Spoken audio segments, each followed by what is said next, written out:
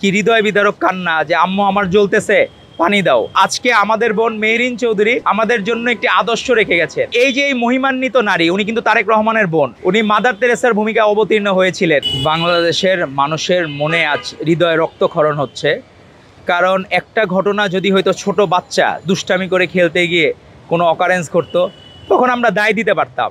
কিন্তু এই মাসুম বাচ্চারা যখন মৃত্যুর কোলে ঢলে পড়লো, আর কি কষ্ট, কি হৃদয় বিদারক কান্না যে আম্মু আমার জ্বলতেছে পানি দাও। এই কষ্ট আসলে সহ্য করার মতো না। সুস্থ স্বাভাবিক মানুষের পক্ষে এই কষ্ট সহ্য করা যায় না। আমরা তার মধ্যে দেখলাম একজন মহিমান্বিত শিক্ষিকা, যিনি ছিলেন সেখানে যে জায়গায় স্পটে তার থেকে একটু দূরে, ক্লাসরুম থেকে একটু দূরে ছিলেন। যখনই উনি কান্নার আওয়াজ পান যেখানে আগুন জ্বলতেছে, তিনি ছুটে গিয়েছেন। উনি মাদার তেরেসার ভূমিকা অবতীর্ণ হয়েছিলেন যে কিভাবে তাদেরকে উদ্ধার করবেন, কিন্তু চিন্তা করেন নাই নিজের দিকে। 100% বার্ন হয়ে গিয়েছিল তার। এবং সেনাবাহিনী স্টেটমেন্ট দিয়েছে প্রায় 15 থেকে 20 জন শিশু তার কারণে বেঁচে গেছে, প্রাণে বেঁচে গেছে।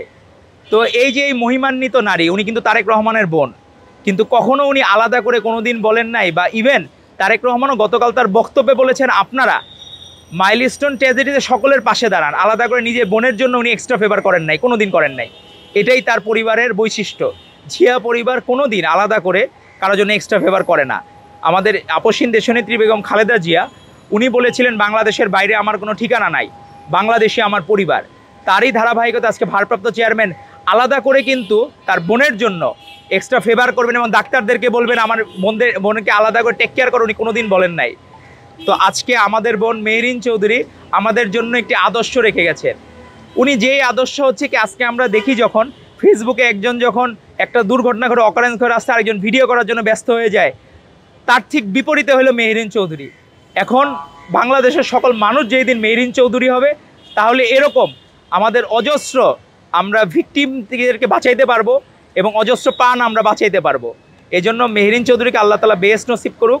এবং জিয়া পরিবারের অংশ হয়েও উনি যে জীবনযাপন করতেন, খুবই সাধারণ জীবনযাপন করতেন, সেই সাধারণ জীবনযাপনই সকলের আদর্শ হোক। আর একটা মানুষের জীবন বাঁচানো হচ্ছে সমগ্র মানব জাতির জীবন বাঁচানো। তো সেই ধারাবাহিকতা অব্যাহত রেখে আমরা সকলে এই আদর্শে বলিয়ান হব। এবং বাংলাদেশ জাতীয়তাবাদী ছাত্রদল ভিকটিমদের পাশে আছে। এবং গতকাল আমরা অ্যাম্বুলেন্স সার্ভিস দিয়েছি, আজকেও ব্লাড ডোনারদের থেকে যে কোনো জায়গা থেকে প্রয়োজন হইলে আমরা নিয়ে আসব। আর এখন হচ্ছে আমরা ব্লাড যখন যার প্রয়োজন হবে আমরা তালিকা দিয়ে এসেছি, আমাদেরকে যখনই বলা হবে। আর যারা একটু অসচ্ছল পরিবারে তাদেরও টেক কেয়ার আমরা করব।